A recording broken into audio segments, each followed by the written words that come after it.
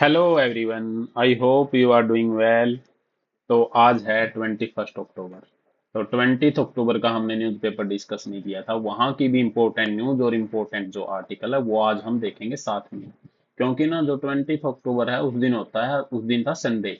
तो संडे को थोड़ा सा न्यूज इम्पोर्टेंट नहीं आती, वही जो वीकली न्यूज होती है उन्हीं को दोबारा से रिकैप ये लोग कर देते हैं।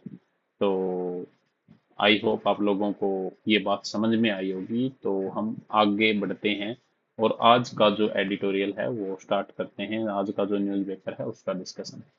जो मिलिटेंट्स हैं उन्होंने 7 पीपल्स को, मतलब जो 7 जो मिलिटेंट्स ने गन डाउन कर दिया, 7 जो भी मतलब कि इंसर्जेंट थे कश्मीर में। ठीक है। तो ये काफी इंटरनल सिक्योरिटी का इश्यू है, GS3 से आप इसको इंक्लूड कर सकते हो, सॉरी, इंटरलिंकेज कर सकते हो। नेक्स्ट है, इजराइल और पैलेस्तीन की वॉर चल रही है। तो हिजबुल्लाह का जो हेड क्वार्टर है बैरूत में, ठीक है, उसमें इजराइल ने स्ट्राइक कर दिया है। बैरूत में 87 लोग जो गाजा में हैं वो मारे जा चुके हैं। हाई कोर्ट, हाई कोर्ट के बारे में हमने बहुत बार देख लिया है तो आज नहीं देखेंगे। उड़ीसा में साइक्लोन दाना आने वाला है, तो उसके स्वागत के लिए लोग तैयार हैं। साइक्लोन। तो आगे चलते हैं, क्या इंपॉर्टेंट न्यूज। अभी तक तो कोई इंपॉर्टेंट न्यूज दिखाई नहीं दी।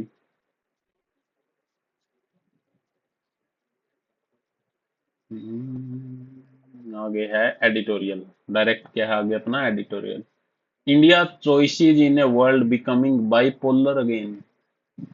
India choices in a world becoming bipolar again. तो ये शशि थरूर है, सॉरी, शशि थरूर जी, जो कांग्रेस के काफी इंपॉर्टेंट लीडर हैं। Fourth term Congress member of parliament है, तिरुवनंतपुरम से। 26 ये बुक लिख चुके हैं। एक इनकी बुक है Pax India, India and world of 21st century, बड़ा इंपॉर्टेंट है। ये parliamentary standing committee on external affair के क्या है, चेयरमैन भी है, तो इनको हम कई बार कोट्स कर सकते हैं। तो इंडिया के जो नेशनल सिक्योरिटी एडवाइजर हैं अजीत डोवाल जी, वो उन्होंने वो ब्रिक्स की मीटिंग में कहा, किससे मिले थे लास्ट मंथ। वो मिले थे जब ब्रिक्स के एक्सटर्नल अफेयर मिनिस्टर की मीटिंग हुई थी, वो चाइना के मिनिस्टर से मिले थे। ठीक है। सेंट पीटर्सबर्ग रशिया में जो हुई थी। तो पिट्सबर्ग डिक्लेरेशन किससे रिलेटेड है बताओ, बड़ा इंपॉर्टेंट है। तो पिट्सबर्ग डिक्लेरेशन में वो उनसे मिले थे। तो वहां से एक पॉसिबिलिटी बोर्न आउट हुई। क्या पॉसिबिलिटी आई वहां से? पॉसिबिलिटी वहां से ये आई कि जो इंडिया और चाइना है उनके बीच में जो डिफरेंसेस हैं वो कम किए जा सकते हैं। ठीक है। क्योंकि जो स्टैंड ऑफ है डोकलाम इश्यू पे, गालवान वैली पे जो चल रहा था वो 2020 से चल रहा था। और जो मतलब कि इंडियन सोल्जर जो 20 सोल्जर के आसपास इंडिया के, वो मतलब वहाँ उनकी डेथ भी क्लेम की थी। तो उसको इम्प्रूव करने की बात जब आई तो हमें फिर यूएस की तरफ भी देखना पड़ता है। क्यों? क्योंकि यूएस और चाइना की क्या है, काफी राइवलरी है। तो चाइना की तरफ अगर इंडिया जाएगा तो यूएस नाराज हो जाएगा, यूएस की तरफ जाएगा तो चाइना नाराज हो जाएगा। तो इंडिया को एक मिडल पाथ की जरूरत है। तो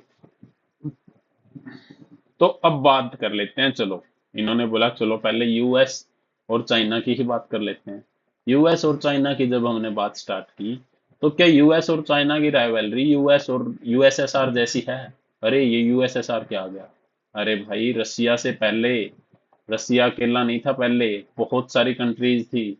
वो सारी यूएसएसआर बोला जाता था उसको। और वर्ल्ड पावर थी। कब? 1991 से पहले। ठीक है। 1945 से लेके 1991 तक ये एरा ऑफ कोल्ड वार बोला जाता है। कोल्ड वार क्या होता है? कोल्ड वार, कोल्ड वार होता है जैसे, मान लो, आपस में बिना लड़ाई करे फिर भी वॉर होना, कैसा वार? जैसे मान लो कोई भी पड़ोसी हैं, आपस में सिर्फ बात बातों से लड़ रहे हैं, दिस इज कोल्ड वार। और हॉट वार कौन सा होता है? जब हम मतलब कि फिजिकली एक दूसरे के थप्पड़ चांटे लठ उठा के आ जाएं, तो ये हॉट वार आता है। गोलियां चल रही, this is hot war and this is cold war.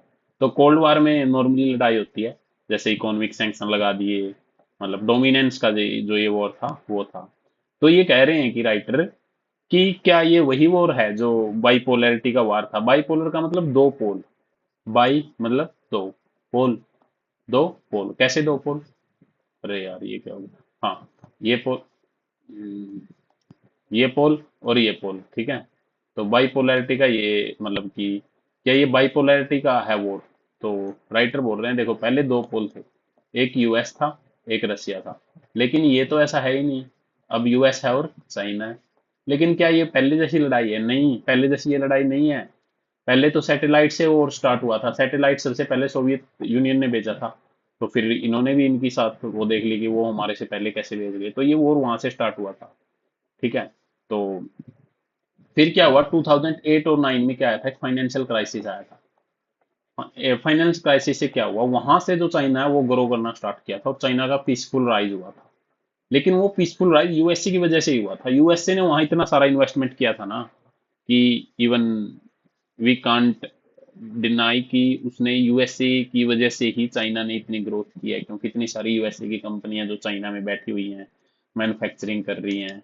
और चाइना की इतनी सारी कंपनी हैं जो कि यूएसए के अंदर मैन्युफैक्चरिंग का प्लांट लगाए हुए हैं, काफी इंडस्ट्रियल जियांट है, बड़े बड़ी टेक्नोलॉजी, ये वो, इकोनॉमिक साइज, ठीक है। तो ये सारी चीजें जब हुई तो चाइना खुद ही यूएसए की जो हेजेमनी थी उसको चैलेंज करने लग गया। अब यूएस से तो पहला अकेला ही दादा था, क्योंकि 1991 में तो यूएसएसआर के टुकड़े टुकड़े हो चुके थे। बहुत सारी जो कंट्री हैं, ये यूक्रेन यूक्रेन जिसके साथ रशिया की लड़ाई हो रही है, ये सब वहीं से निकली है, यूएसएसआर से, ठीक है। सेंट्रल एशियन जो कंट्रीज हैं। अच्छा, तो ये बात थी, हाँ ये बात थी, तो ये बात थी। तो अब जो यूएसए है वो अकेला दादा बन गया था वर्ल्ड का, यूएसए बॉस, 1991 से लेके लगभग 2010 तक लगा लो, या 11 तक। धीरे धीरे करके चाइना काफी इमर्ज हुआ, चाइना में इन्वेस्टमेंट आया, चाइना की ग्लोबल इकोनॉमी में काफी ज्यादा पावर बढ़ी। तो फिर चाइना, अब जब एक ही बॉस हो तो वो दूसरे बॉस को उभरते हुए अच्छा देखना चाहता है? नहीं, वो कहेगा नहीं यार, तू कैसे, मैं हम पावरफुल हूँ। तो ये फिर ये जो पावर की जो वॉर थी वो स्टार्ट हुई। तो एक इंपॉर्टेंट चीज तो ये है। तो चाइना तब स्टार्ट हुआ। एक इंपॉर्टेंट चीज है, यूएस और यूएसएसआर के बीच में जो राइवलरी थी, वो आइडियोलॉजी की भी राइवलरी थी। आइडियोलॉजी मतलब यूएसएसआर किसको फॉलो करता था? कम्युनिज्म को। किसको? कम्युनिज्म को। और यूएसए किसको करता है? कैपिटलिज्म को। अरे ये क्या चीज होती है? कम्युनिज्म क्या होता है? जब हर चीज में स्टेट इंटरफियर करे। हर स्टेट, स्टेट मतलब जो कंट्री है, मान लो इंडिया है, सब चीजें गवर्नमेंट करे, प्राइवेट भी सरकारी भी, सब चीजें। और जो कैपिटलिज्म का मतलब है, हर चीज प्राइवेट के हाथ में हो, मोस्टली मार्केट के हाथ में हो। This one is known as capitalism. तो इन दोनों की ये क्या थी, एक राइवलरी थी, आइडियोलॉजिकल राइवलरी, ठीक है। लेकिन चाइना के साथ है ये नहीं है। चाइना क्या है? चाइना तो काफी कैपिटलिस्ट कंट्री है इकोनॉमी की टर्म में, तो वैसे आइडियोलॉजी तो वो भी कह रहे हैं हम कम्युनिस्ट हैं, बट वैसे क्या, चाइना एक क्या है? China is a capitalist country. तो यूएस एंड चाइना जो है उनकी इकोनॉमी भी इतनी ज्यादा उलझी हुई है, क्यों? पहले चाइना, जो यूएस और यूएसएसआर थे ना, उनकी इकोनॉमी बहुत अलग हो चुकी थी, दोनों टोटली डिफरेंट हो चुके थे कोल्ड वॉर के टाइम पे। लेकिन जो यूएस और चाइना है, साइनो अमेरिकन जो बाइपोलैरिटी है, वो एक दूसरे के साथ कॉम्पिटिटिव को एग्जिस्टेंस और कोल्ड को एग्जिस्टेंस या कॉन्फ्लेक्चुअल को एग्जिस्टेंस बोलते हैं। तो ये सारी चीजें हैं जो कि मतलब जो यूएसए है वो एकदम से चाइना से एकदम से डिकपल नहीं कर सकता। रिथोरिक शिफ्ट, धीरे धीरे करके इसको क्या करना पड़ेगा, शिफ्ट करना पड़ेगा अपने आप को। तो ये चीजें हैं जो कि मतलब इन दोनों के रिलेशन के बारे में बताती है, ठीक है। उसके बाद इंपॉर्टेंट चीज क्या है, यूएस और यूएसएसआर की जो मिलिट्री पावर थी वो लगभग इक्वली थी, बट चाइना है वो थोड़ा सा एरिया में, कुछ एरिया में तो यूएसए से आगे निकल चुका है। जैसे चाइना की जो नेवी है, जो बैटल फोर्सेज हैं, वो कुछ चीजों में आगे निकल चुका है, ठीक है। नेवी और एयरफोर्स चाइना की यूएसए से काफी आगे जा चुकी हैं। लेकिन फिर भी जो मिलिट्री है, मिलिट्री कमांड, वो अभी भी किसकी ज्यादा है? यूएस की, ठीक है। तो अब इतना गैप वहां तो नहीं था। आइडियोलॉजी का मैंने बता दिया, आइडियोलॉजी की मतलब यूएसए क्या सोचता है, ठीक है। यूएसएसआर की तो कम्युनिज्म की आइडियोलॉजी थी, तो आइडियोलॉजी को खत्म करने की यूएसएसआर की आइडियोलॉजिकल राइवलरी थी, ठीक है। तो आइडियोलॉजिकल डील तो नहीं है चाइना के साथ। तो जैसे इसने ट्राई किया कि इस वॉर का आइडियोलॉजिकल वॉर बनाया जाए, एक समिट फॉर डेमोक्रेसी की थी, जो बाइडेन जो प्रेसिडेंट है वहां के, लेकिन काफी सारी कंट्रीज ने इसमें इंटरेस्ट ही नहीं दिखाया। तो ये मतलब कि वेस्टर्न स्टाइल ऑफ डेमोक्रेसी बोला गया चाइना के द्वारा।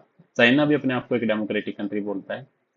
तो यानी कि हम ये बोल सकते हैं जो चाइना और अमेरिका की जो राइवलरी है वो काफी डिस्टिंक्टिव है, जो रशिया और अमेरिका की सॉरी रशिया और यूएस की जो राइवलरी थी उससे। ठीक है, एक्शन से भी और काफी सारी चीजों से। अब मेन चीज है इसमें रसिया का क्या रोल रहा है। अब इसको हम डायरेक्ट चाइना और यूएसए की राइवलरी नहीं बोल सकते, इसको बोल सकते हैं चाइना प्लस रसिया, एंड इनके सामने खड़ा है यूएसए अकेला। अब फिर से रसिया आ गया, हाँ। रसिया फिर से, पुतिन ने फिर से उसको काफी अच्छा, काफी ग्रोथ हुई है। तो लेकिन चाइना जितना नहीं है रसिया में। रसिया बड़ा भाई है, चाइना इसका छोटा है, जूनियर पार्टनर। ठीक है, क्योंकि आइडियोलॉजी सेम है तो दोनों साथ में खड़े हैं और काफी ज्यादा बैक भी कर रहा है। तो इसलिए इसको हम क्या बोल सकते हैं, बाइपोलरिटी की जगह क्या बोलेंगे हम, प्रोफेसर जोसेफ जोफे है, इसको हम पीएसआईआर में यूज कर सकते हैं। उन्होंने बोला है कि अब हमारा जो वर्ल्ड है 2.5 पावर वर्ल्ड है। 2 पावर कौन कौन है, US and China, US and China, और जो रशिया है वो क्या है, हाफ है। तो 2.5 पावर वर्ल्ड है। मॉस्को की इकोनॉमी इटली से भी छोटी है, अब देख लो क्या हाल रहता है। और मिलिट्री बजट तो चाइना के बजट का 1/4 है। तो यानी कि हम कहाँ कैसे वर्ल्ड पावर बोल सकते हैं अभी के लिए किसको, मॉस्को को, मॉस्को मतलब रसिया। ठीक है, तो ये सारी चीजें हैं। अब यूक्रेन वॉर में काफी ज्यादा चाइना सपोर्ट कर रहा है। तो और जो चाइना है, मतलब कि काफी अच्छा नेक्सस है चाइना का नॉर्थ कोरिया के साथ, ईरान के साथ और रशिया के साथ, क्योंकि इन सबका एक ही कॉमन दुश्मन है, वो है यूएसए। अब इंडो पैसिफिक की जब बात आती है, एक नया कैनवास जो बना है नए इंडो पैसिफिक में, जो कि है क्वाड। ठीक है, तो चाइना की एक पॉलिसी है ब्लू वाटर नेवी। ठीक है, एक ब्लू वाटर नेवी चाइना है वो क्रिएट करना चाहता है। वो क्या है, ग्लोबल जो सीज है, जो वाटर है, उस पे क्या करना चाहता है, कंट्रोल करना चाहता है। किसी ने बोला था कि जो पूरे वर्ल्ड की लैंड पे कंट्रोल करेगा ना, वो पूरे वर्ल्ड को कंट्रोल करेगा। फिर एक ने बोला, जो स्कॉलर था उसने बोला कि जो पूरे वर्ल्ड के वाटर पे कंट्रोल करेगा वो पूरे वर्ल्ड, बताओ किसने बोला था पूरे वर्ल्ड को कंट्रोल करेगा। तो अब मेन चीज क्या है, अब यूएसए इंडिया के साथ अच्छा रिलेशन इसलिए बना रहा है क्योंकि इंडिया के साथ, क्योंकि इंडिया के साथ अगर मिल गया तो इंडो पैसिफिक पे यूएस की भी कमांड हो जाएगी। इंडो पैसिफिक आज के टाइम पे काफी ज्यादा हॉट है और काफी ज्यादा हॉट इशू है। ठीक है, तो अब ये बात है, जो क्वाड है जिसमें US, India and China and Australia, अब यूएस तो अपने इंटरेस्ट के लिए इंडिया को यूज कर रहा है ना। Free and open Indo Pacific, जब इंडो पैसिफिक बोलते हैं ना तो चाइना को मिर्च लगती है कि इसको एशिया पैसिफिक बोलो, इंडिया का क्यों नाम ले रहे हो। ठीक है, तो इसमें यूएस, जापान, चाइना। ठीक है, तो अब क्या है, ओकुस भी था एक, ऑस्ट्रेलिया, यूके एंड यूएस। तो उन्होंने भी ट्राइलेटरल सिक्योरिटी पार्टनरशिप बनाई थी। किसमें, क्योंकि ऑस्ट्रेलिया भी है, यूके के भी आइलैंड है वहाँ इंडो पैसिफिक में, और यूएस के तो हैं ही। तो यूके, इन तीनों ने मिलकर काफी ज्यादा न्यूक्लियर पावर सबमरीन किसको ट्रांसफर की थी, ऑस्ट्रेलिया को। तो इंडिया पैसिफिक जो इंडो पैसिफिक जो एरिया है उसमें काफी ज्यादा ट्रेडिशनल और जियो पोलिटिकल थिएटर्स और ड्रामा चल रहे हैं। तो हमें क्या करना चाहिए, तो इंडो पैसिफिक के मामले में हमें एमर्ज हो रहा है क्रूशिबल क्लैश चाइनीज और अमेरिकन एम्बिशन के बीच में। चाइना भी कंट्रोल करना चाहता है और यूएस भी। इंडिया की डीप टाई यूएस के साथ भी है। क्वाड में हम हैं दोनों मेंबर, चैलेंज भी और अपॉर्चुनिटी भी है। हम फॉरगेट नहीं कर सकते कि हम मतलब अदर मेंबर ऑफ क्वाड तो कोई जमीन बॉर्डर टच ही नहीं करता चाइना के साथ, इंडिया इंडिया करता है, LAC, line of actual control. कल को चाइना ने अटैक कर दिया तो बाकी लोग थोड़े ना आएंगे। तो हमें ऐसे एकदम से मतलब कि हमें हमारी सोवरेनिटी का भी ध्यान रखना चाहिए। और status quo ante along with China India border, जो अभी स्टेटस को है उसी को रखो। और चाइना के साथ इकोनॉमिकली इंगेज होना चाहिए, बोलिस्टरिंग और मिलिट्री डेटरेंस एंड प्रोमोटिंग और geo political and economic interest को हमें और ज्यादा प्रमोट करना चाहिए।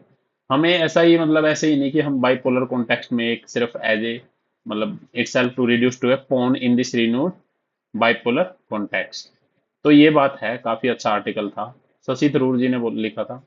तो ये जो मैंने इसके साथ लिंकेज किया है पीएसआईआर का, वो आप आंसर में लिख सकते हो, कॉन्फ्लिक्ट।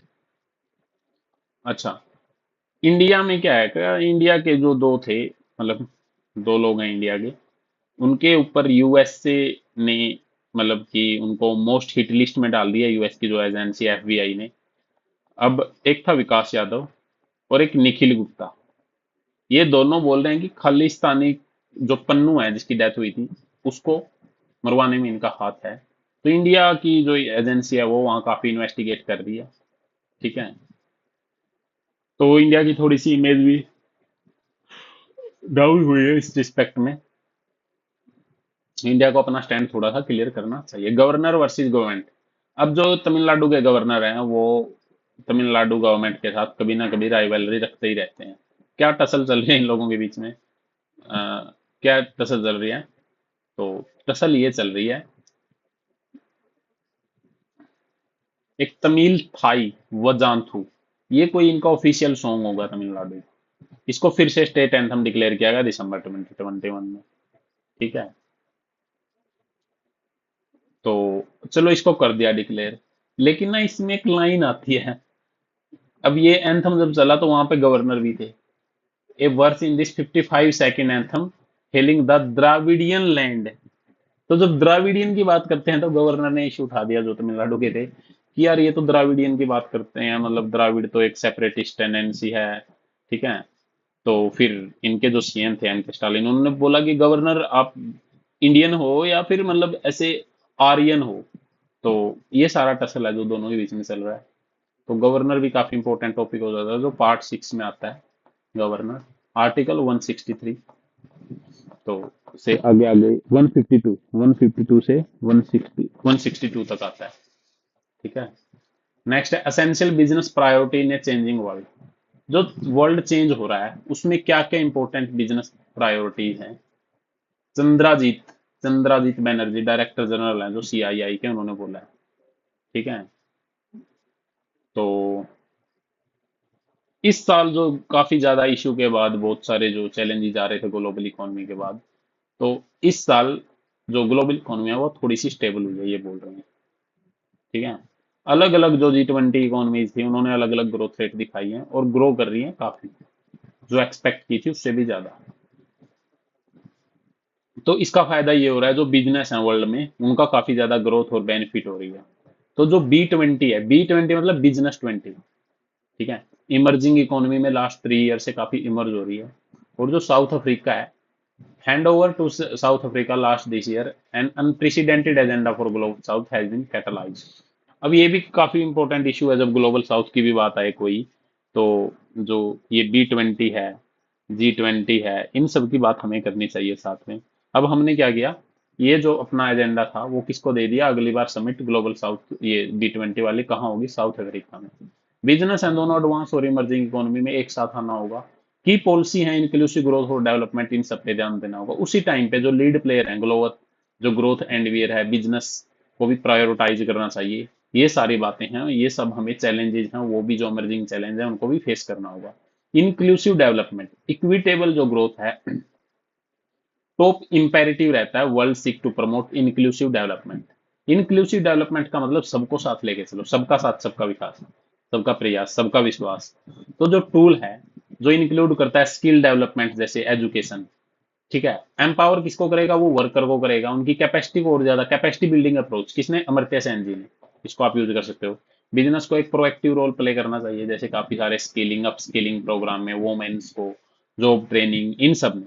फाइनेंशियल जो एक्सेस है और टेलर जो क्रेडिट सॉल्यूशन है। डाइवर्सिटी और इंक्लूजन जो पॉलिसी है वो अलग अलग, वो हाईलाइट की गई थी B20 में ब्राजील में। इंडिया में क्या हुआ, हमने यूपीआई को काफी ज्यादा प्रमोट किया और डिजिटल जो एक्सेस है उसने काफी ज्यादा फाइनेंशियल ट्रांजैक्शन को 530 मिलियन अकाउंट्स ओपन हुए लैंडमार्क जन धन योजना में, 530 मिलियन। अब ये देखो, अब इतने सारे मतलब सक्सेस, इससे हम बहुत सारे लेसन सीख सकते हैं वर्ल्ड लेवल पे भी। अफ्रीका का जो हमने इंक्लूजन किया G20 में इंडिया की प्रेजेंसी के टाइम पे, वो काफी नई अपॉर्चुनिटी है, wealth of new opportunity in the continent. It is important for global business to expand their footprint in Africa. Africa में भी इन्वेस्टमेंट करो, क्यों, वहां पे भी काफी ज्यादा ग्रोथ और यंग डेमोग्राफी है। ठीक है। तो ये है सो दैट कंटिनेंट का भी इंक्लूजन हो ग्लोबल वैल्यू चेन में।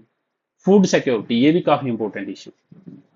अगर सस्टेनेबल फूड सिस्टम नहीं होगा और फूड जो फूड सिक्योरिटी है वो उसको बूस्ट नहीं करेंगे, न्यूट्रिशन सिक्योरिटी है, वो भी काफी क्रिटिकल पिलर हैं अगर हमें सस्टेनेबिलिटी एफर्ट को अच्छे करने हैं। माइरेड फैक्टर्स, ये इंपॉर्टेंट चीज है। Myriad factor including impact of extreme weather. Extreme जो वेदर है उससे ग्लोबल फूड क्राइसिस आता है। यूज ऑफ जो टेक्नोलॉजी है और जो डिजिटल टूल्स हैं वो प्रमोट करते हैं सस्टेनेबल एग्रीकल्चर प्रैक्टिस को, रिड्यूस करते हैं वेस्टेज को और मतलब कि इंश्योर करना चाहिए हमें कि न्यूट्रिशियस फूड मिले सबको। फूड सिक्योरिटी से हमें किसकी तरफ जाना पड़ेगा, न्यूट्रिशन सिक्योरिटी की तरफ। ठीक है, तो बिजनेस इसमें काफी इंपॉर्टेंट रोल प्ले कर सकते हैं। सस्टेनेबल प्रैक्टिस में, इंफ्रास्ट्रक्चर में, एग्रीकल्चर टेक्नोलॉजी में और कोलेब्रेशन करने में गवर्नमेंट और इंटरनेशनल ऑर्गेनाइजेशन में। दूसरी चीज क्या है, रिजिलियंट ग्लोबल जो ट्रेड फ्लो है वो इंट्रेंसिक टू ग्लोबल ग्रोथ है। Yet national security concern and unfair trade practice leading to rising tariff and other hurdle that constraint the efficacy of trade. Organisation जैसे डब्ल्यूटीओ है उसको भी काफी ज्यादा स्ट्रेंथ करना चाहिए और अनफेयर जो ट्रेड प्रैक्टिस है उनको बैन किया जाना चाहिए। ठीक है, जो इंट्रोपरेबल टैक्सोनॉमीज है, इन्वायरमेंटल मेजर, उन सब के ऊपर मतलब इंडस्ट्रियल, इन सब के ऊपर अच्छे से इनकी जो लगाम है वो कस देनी चाहिए। थर्ड जो प्रायोरिटी है बिजनेस जिसमें लीड कर सकते हैं डिजिटल ट्रांसफॉर्मेशन और इनोवेशन में, इंक्लूडिंग एआई। एआई के लिए भी हम मतलब बिजनेस का अच्छे से यूज कर सकते हैं। बिजनेस क्या है, एआई को रिस्पॉन्सिबल यूज करना चाहिए हेल्थ केयर में, क्लाइमेट चेंज में और रिसोर्स मैनेजमेंट में।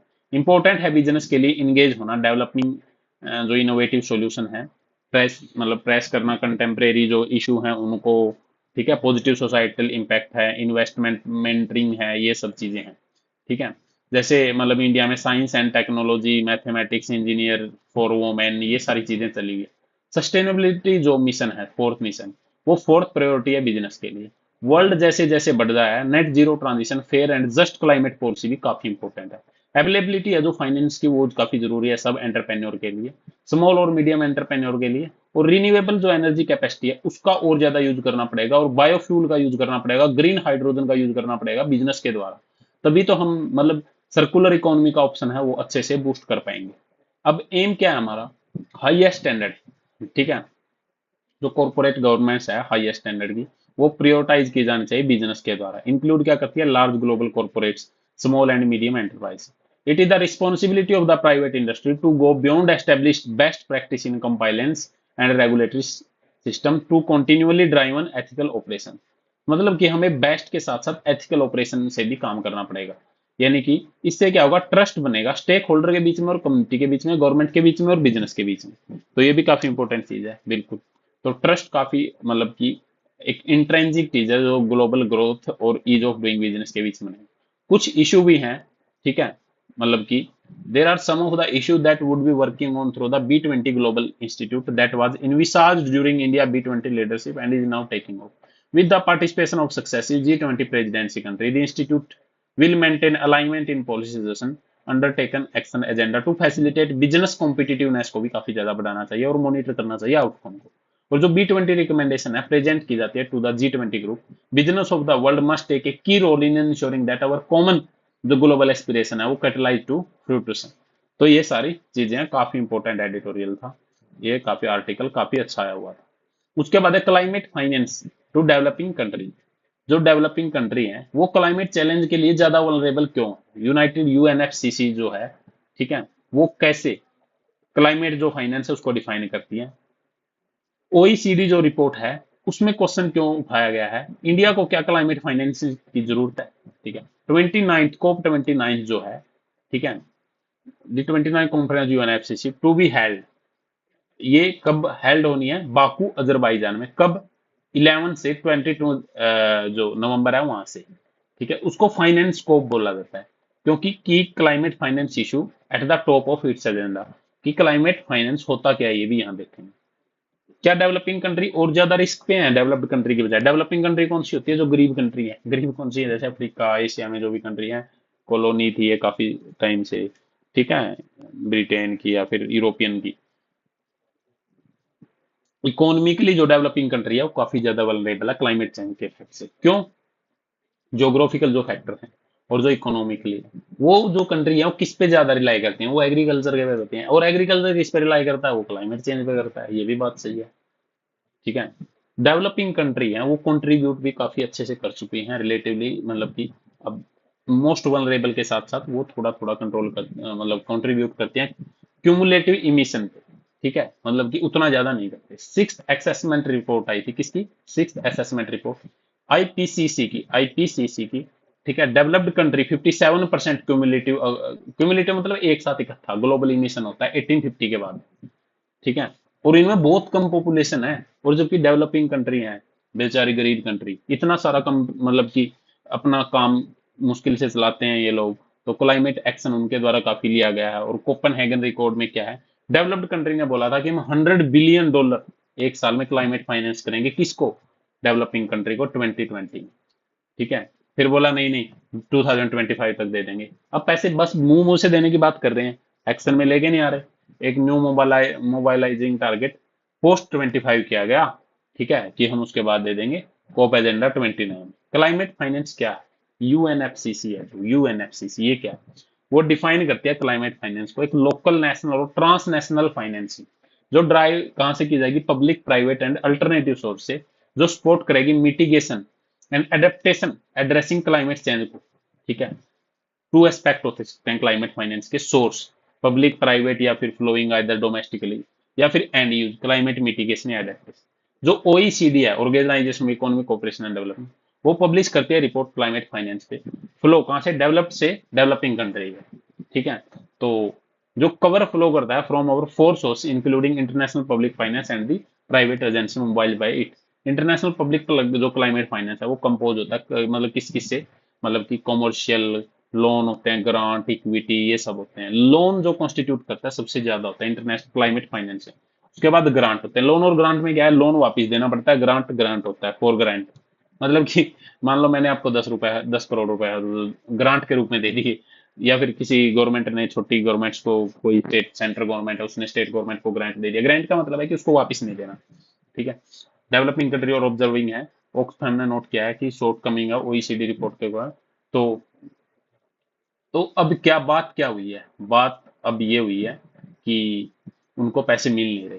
ठीक है, तो क्लाइमेट फाइनेंस की जरूरत किस किस को है, developing country require external finance for climate action, क्यों जरूरत है उनको, इंटरनेशनल एनर्जी एजेंसी उसके अकॉर्डिंग 675 मिलियन लोग हैं डेवलपिंग कंट्री में, उनके पास एक्सेस नहीं इलेक्ट्रिक पावर की भी।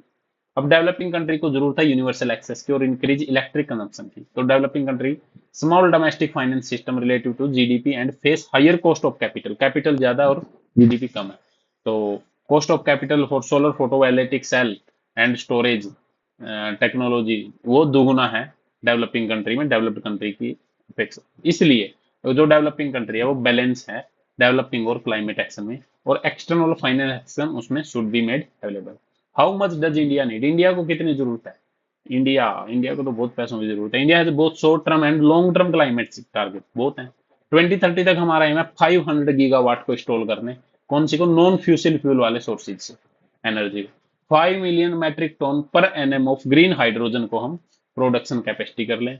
और differentiated level of penetration for various electric vehicle. ठीक है, अलग अलग जो लेवल है कैटेगरी, ऑथर ने क्या एस्टिमेट किया है, 450 गीगावाट अगर हमें रीन्यूएबल एनर्जी अचीव करने 2030 तक, हमें एडिशनल 16.8 लाख करोड़ रुपए का इन्वेस्टमेंट चाहिएगा। ठीक है, और नेशनल ग्रीन हाइड्रोजन मिशन के लिए, ठीक है, इंडिया को 8 लाख रुपए, 8 लाख करोड़ रुपए का ज्यादा इन्वेस्टमेंट चाहिएगा। कंज्यूमर को भी स्पेंड करने होंगे 16 लाख करोड़, परचेज करने के लिए इलेक्ट्रिक व्हीकल महंगे भी तो होते हैं वो काफी ज्यादा।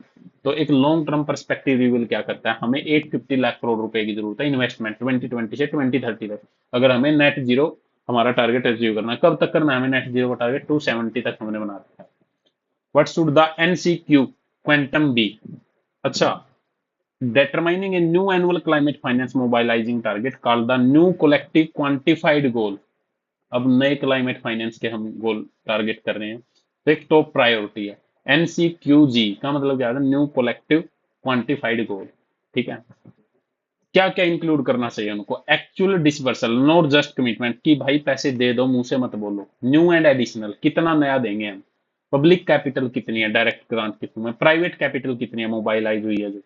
ठीक है, फिर भी जो ऑर्गेनिकली फ्लोइंग प्राइवेट फाइनेंस है डेवलपिंग कंट्री को, वो मतलब कि काउंट नहीं होनी चाहिए। इंडिपेंडेंट हाई लेवल एक्सपर्ट जो ग्रुप है कॉन्स्टिट्यूट किया गया था जो COP 26 और COP 27 में, उन्होंने डिटरमाइन किया डेवलपिंग कंट्री चाइना को छोड़ के रिक्वायर है 1 ट्रिलियन एक्सटर्नल फाइनेंस की अराउंड अराउंड 2030 तक।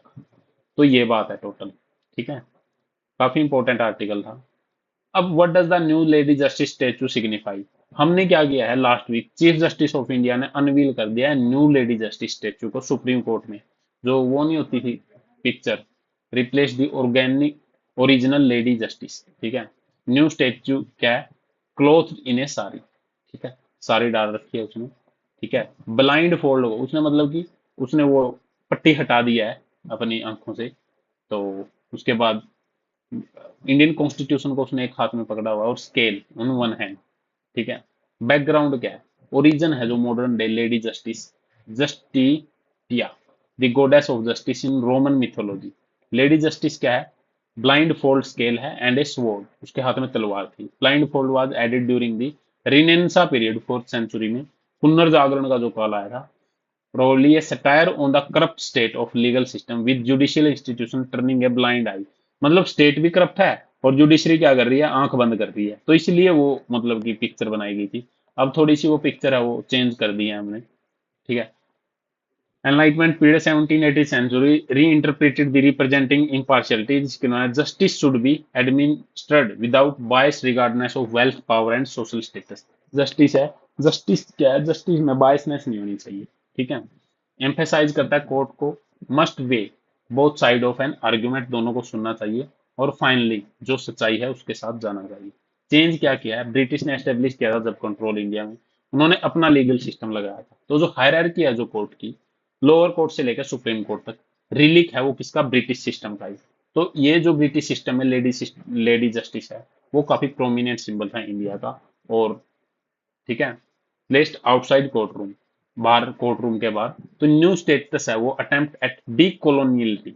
तो हमने एक चीज से, जैसे राजपथ का नाम कर्तव्य पथ रख दिया और बहुत सारी चीजें, नेवी का सिंबल चेंज कर दिया, ये भी डी कॉलोनियल जो हमारे स्ट्रेटजी है उस पर हम काम कर रहे हैं। कॉलोनियल सिंबल जो सारी है वो रिप्लेस कर दिया वेस्टर्न सटायर, ब्रिंग कर दिया statue close to the Indian state. हमने क्या किया, वेस्टर्न वाले की जगह इंडियन सारी वो उसमें वो कर दिया। रिमूवल ब्लाइंड फोल्ड, जो पट्टी लगी थी ना वो हटा दिया। वो क्या सिग्निफाई करती है इंडियन कॉन्टेक्स्ट में, लाभ मतलब कानून अंधा नहीं है, कानून हर चीज को इक्वली सबको सेम दृष्टि से देखता है। तो मोर इम्पोर्टेंटली हमारी जो सोशल डाइवर्सिटी है, डिस्क्रिमिनेशन है, वो फेस किया जाता है under privilege section constitutional provision, law made for upliftment required है। मतलब कि हम हर चीज को एक अच्छे से देखेंगे और उसके बाद फाइनली कंक्लूजन पे पहुंचेंगे। अर्जेंट एक्शन की क्या जरूरत थी, इसमें क्या जरूरत है, सुप्रीम कोर्ट ने लास्ट वीक डिसमिस किया पीआईएल, जो क्या बोलते हैं time frame of 3 year for disposal of 5 crore cases pending in all over. एक बंदे ने पीआईआर लगाई कि सारे जो केसेस हैं उनको 3 साल में निपटान कर दे। सुप्रीम कोर्ट ने क्या बोला, डिमांड है वो डिजायरेबल है लेकिन प्रैक्टिकली पॉसिबल नहीं है। क्यों, इतनी सारी लिटिगेशन फीस की जाती है जस्टिस डिलीवरी सिस्टम के द्वारा। तो जस्टिस डिले, हाउएवर हम मानते हैं कि जो जस्टिस डिले है इसका मतलब जस्टिस डिनाई है, लेकिन कुछ इसके अर्जेंट एक्शन जरूरत है इसमें, इंस्टीट्यूशनल डिलीवरी में। फर्स्ट क्या है, इसके लिए हम एकदम से नहीं कर सकते लेकिन हमें स्ट्रक्चर इंप्रूव करना। फर्स्ट क्या है, मेमोरेंडम ऑफ जो प्रोसीजर है उसको हमें क्या करना पड़ेगा, अपॉइंटमेंट ऑफ जो जज है कोलिजियम के द्वारा, वो फाइनलाइज नहीं किए गए 8 साल में भी। तो इसको फाइनलाइज करने की जरूरत है गवर्नमेंट के द्वारा। और judiciary without any further delay, इसमें ट्रांसपेरेंसी अकाउंटेबिलिटी लाने की जरूरत है। क्या किसमें इंपॉर्टेंट, किसमें अपॉइंटमेंट है। सेकेंडली जो रिप्रेजेंटेशन है बैकवर्ड क्लास का, शेड्यूल कास्ट का, शेड्यूल ट्राइब, रिलीजियस माइनॉरिटी का, वो 25% से भी कम है हायर जुडिशरी में। और वो मैंने कहा तो 15% से भी कम। तो जो अपॉइंटमेंट है हायर जुडिशरी में, वो सोशल डाइवर्सिटी को रिफ्लेक्ट करना चाहिए, वहां पे होने चाहिए ये सब सेक्शन, ठीक है। तो थर्ड जो हाई कोर्ट है, इनवेरिएबली ऑपरेट करते हैं 60 to 70% स्ट्रेंथ ही होती है उसमें, तो इस वजह से उसमें 60 लाख से भी ज्यादा केस पेंडिंग है। तो जो गवर्नमेंट है उसको अपॉइंट करना चाहिए कोलिजियम रिकमेंडेशन हाई कोर्ट के लिए, बिना किसी मतलब की रिकमेंडेशन आ जाए तो फटाफट से उसको अपॉइंट कर दो। वैकेंसी लोअर कोर्ट में 4.4 करोड़ केस हैं जो पेंडिंग है, वो भी फिल की जानी चाहिए स्टेट को without any backlog. State public service commission करता है वहां। तो फाइनली तो केस डीलिंग है with constitutional validity of the amendment line individual liberty should be heard on A priority base. Constitutional amendment और जो इंडिविजुअल लिबर्टी के केस है वो प्रायोरिटी बेस पे सुने चाहिए। ये जो मेजर है वो इंश्योर कर सकते हैं। न्यू सिंबल है वो जस्ट सिंबॉलिक नहीं है बट वो एक्शन में लिया गया है हमारे द्वारा। तो ये काफी इंपॉर्टेंट चीज थी जो कि GS2 के लिए इंपॉर्टेंट था आर्टिकल। ये GS3 क्लाइमेट चेंज के लिए काफी इंपॉर्टेंट आर्टिकल था, ठीक है। और ये भी GS3 इकोनॉमी के लिए काफी इंपॉर्टेंट आर्टिकल था। और ये क्या था, GS2 इंटरनेशनल रिलेशन और PSIR के लिए काफी इंपॉर्टेंट आर्टिकल था।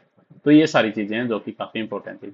तो इस तरह से आज का हमने इंपॉर्टेंट न्यूज़पेपर डिस्कस किया। तो आज के न्यूज़पेपर में इसके अलावा तो मुझे कोई इंपॉर्टेंट न्यूज़ लगी नहीं। बाकी अगर आप लोगों को लगे तो आप देख सकते हो, ठीक है। तो